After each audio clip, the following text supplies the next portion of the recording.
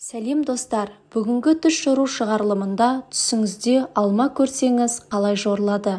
Ең алдымен каналыма тіркеліп, қоңыраушаны басуды ұмытпаңыздар. Ал ендеше бастайық. Түсіңізде алма даналық пен жеңістің белгісі. Түсіңізде бұтақтардан алма жұлсаңыз, айналада болып жатқан нәрселердің әсерінен табиғат құбылыстарының сырын білуге ұмтыласыз. Адамдармен көп араласып, көп ойланатын боласыз.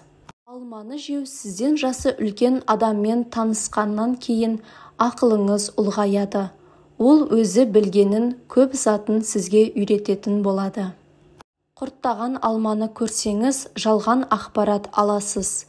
Әрі қарай амалыңызды ойластырмасаңыз ұтыласыз.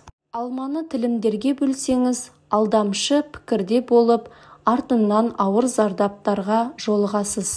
Шіріген алманы түсіңізде көрсеңіз, қазір айналысып жатқан ісіңіз сәтсіз аяқталуы мүмкін. Алманы жеу өміріңізде үлкен әсер ететін әдемі әйелді кезіктіресіз. Алманы түсінде көру көп адам үшін жақсы белгі. Жасыл ағаштағы қызыл алманы көру сол түсті көрген адам үшін жағымды, оңтайлы болады. Ағаштағы піскен алма армандарыңыздың орындалатын уақыттың келгенін, әрі қарай не істейтініңізді ойланып алға жылжитын кездің жеткенін білдіреді. Жерде жатқан алма арам достар мен жағымпаздар сізге залал келтіретінінің белгісі.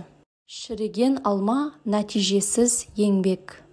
Достар, осымен бүгінгі түс жору шығарылымы аяқталды.